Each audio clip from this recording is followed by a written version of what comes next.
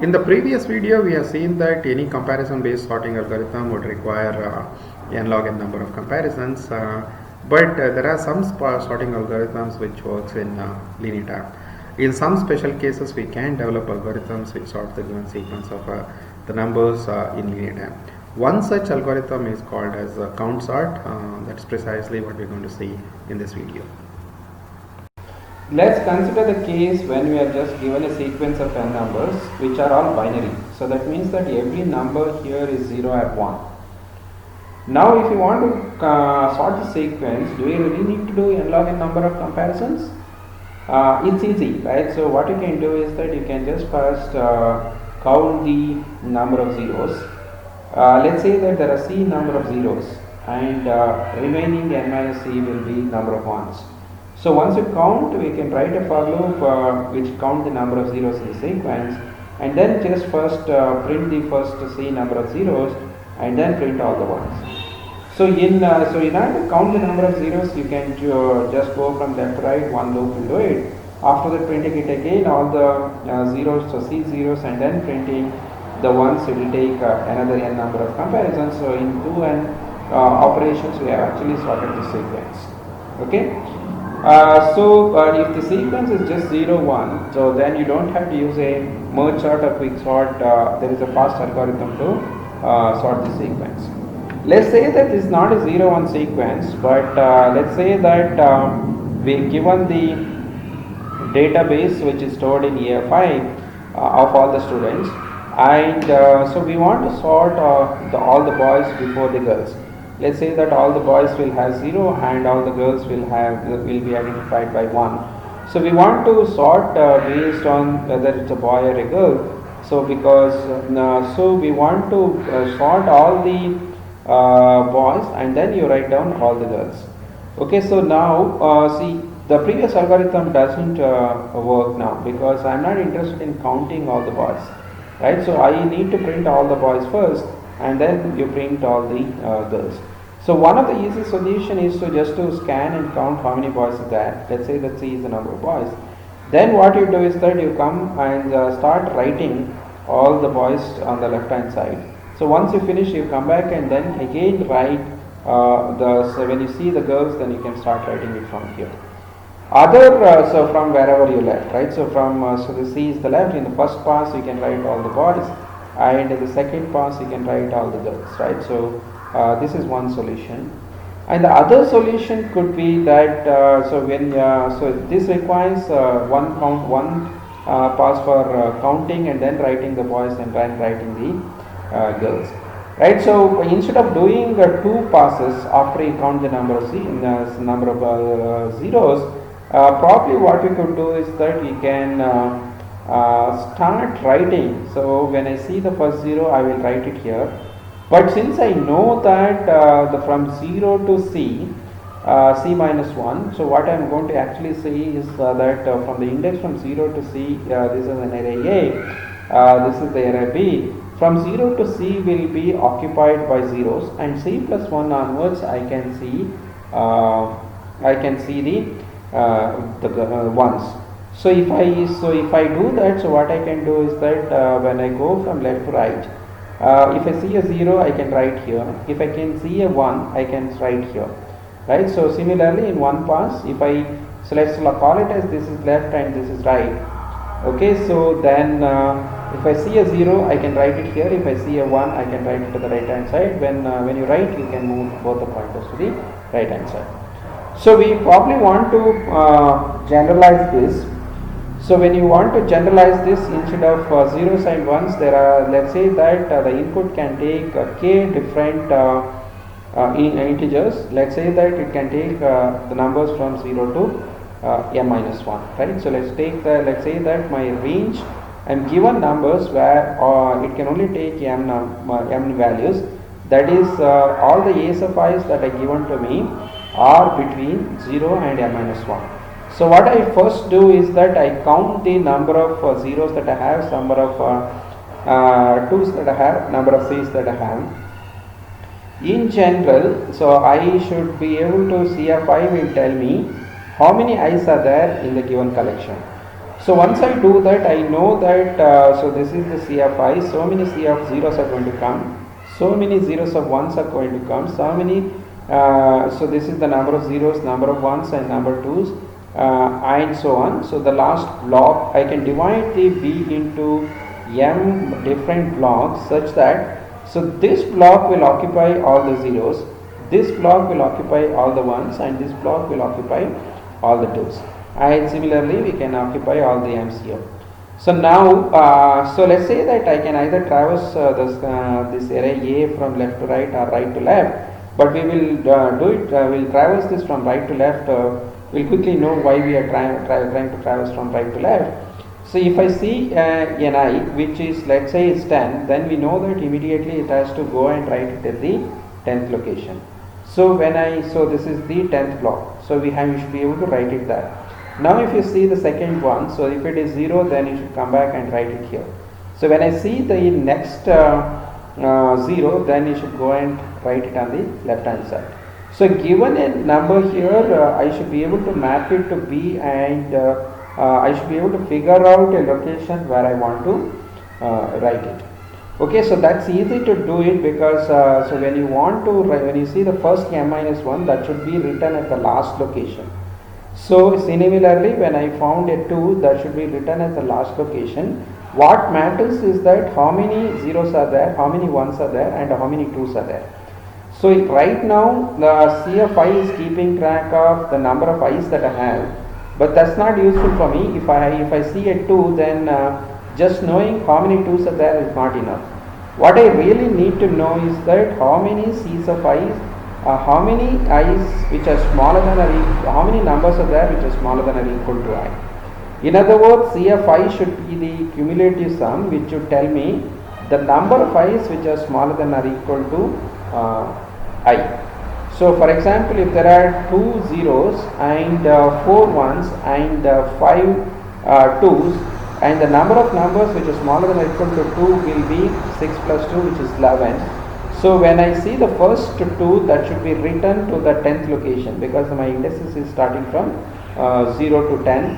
So this is where so the first 11 locations will be so the first 2 locations will be for 0, the next 4 locations will be for 1, and the next 5 locations are reserved for 5. So if I give you 2, so if you have the count of 11, then that means that I have to go and write it as the 10th location. If I see the next 2, so if there is a 2 here, and again if I see a 2 here, so then the next 2 should be coming to the left side of the 2 that is already written.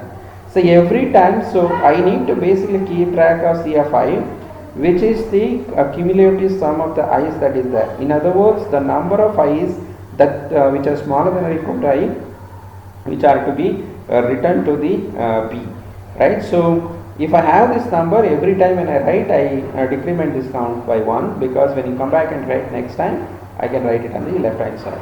So because we are traversing from the left to right to left, this count sort is going to be what is known as a stable count sort. So what stability means, if there are 2 numbers here, let's say that so this is I and this is j, A of I is equal to A of j, then when I write it, this should be on the right hand side and this should be on the left hand side. If there are 2 equal numbers if there are 2 equal numbers, and so this is to the left of the second number, after the sorted sequence, this should still continue to be the left hand side compared to this. In other words, let's say that the data is sorted based on the roll numbers. Now if I sort it based on boys and girls, when I look at the boys, the corresponding roll numbers, all of them should be sorted by default.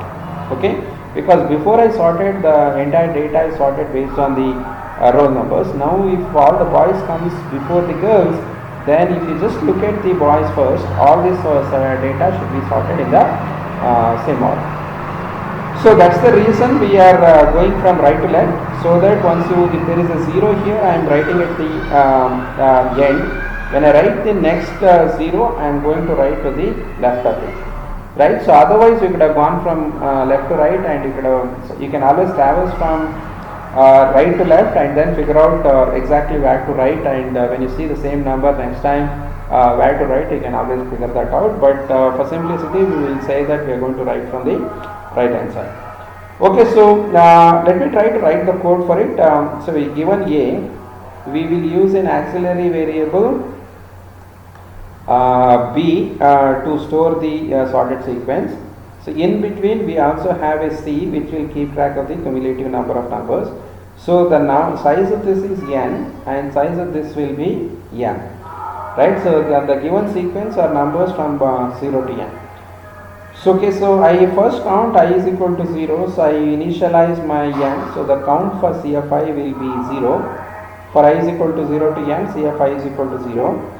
Then from I is equal to 0 to n, I look at C of AFI, and if the moment I find a AFI, I go and if I see a 10, then C of 10 should increase by 1. So C of AFI, I am going to increase it by 1, so this becomes C of AFI plus plus. So the next I need to find the cumulative sum as before. So from I is equal to 1 to m, so what I do is that C of I will be equal to C of I plus C of I minus 1, right? So what I count here is the sum of i's, but what I want actually is the cumulative sum.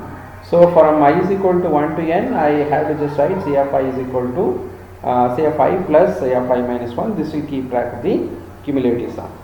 So now from I is equal to n minus 1 into minus 1, so what I am traversing in the reverse direction, and in B of C of A of I, what I need to store is A of I. Okay, so before I do that, I need to decrement this counter by 1 and then store it there. Because if we count, so let's say if the numbers are between 0 to m, if I see the first m, the count for that will be n, right? So but our indexing is from 0 to n minus 1, so this has to be written just before that number. So that's why I look at the count for C of AFI, decrement the counter by 1, because when I come back next time, I want to write to a left of it, right? So before I write itself, I will decrement the count. So this is B of minus minus C of AFI is exactly equal to AFI. Let's say that this is a function, and when I come out of this function, I want my A back. So what I have to just write is everything which is written in B should be written back to A. So the C of AFI will be written as BFI. Right, so the simple steps here is that first I initialize all the C of i's to be 0, then I count how many numbers are there for each of I, then I found the cumulative sum, and then I wrote it to B, and then copy back to A, right? So you just look at each block. If this is the ith block, this will all have the i's which are there in the sequence. If the number of i's is 10, then there will be 10 i's written here, and this is also a stable sort, because the right hand side one will be the one which is written here. The next one that you see will be written to the left, and the next one, if you see the same I, is going to be written to the left hand side, and so on. The last one that you see will be the left hand side, and in the next block, the previous block, all the I minus 1s will be written, and in the next block you are going to see all the CFI plus 1. So this CFI, after I find the cumulative sum, will keep track in each block, in the ith block, how many space should be left, right? So in the cumulative sum will help us to given a AFI, so where this AFI should be written, right? So that is what the cumulative sum is keeping track of.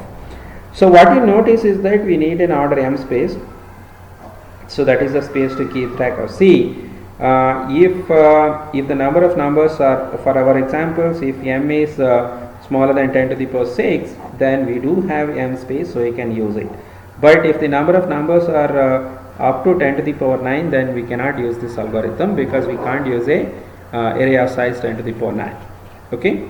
Similarly, if the numbers are strings, or if the numbers are real numbers, then C of AFI will not make sense.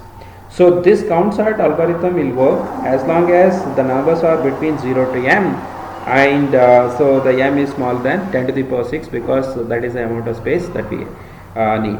So once you have m space, then the complexity of this algorithm is order n plus m, because The first for loop, there are 2 loops which runs in order m time, and there are 3 loops which runs in order n time. So this will be 2m plus 3n. So when you write theta, then we don't need this constant. So this is theta of n plus m algorithm. So notice that we need 2 arrays of size n. So the amount of space that we need is strictly order n plus m again, right? So you could just have 100 numbers, but m could be very big, right? So 100 1 million numbers, right? So even if the size of the number is 1 million, if there are 100 of them, you can still use this algorithm, but you need a space which is about 10 to the power 6.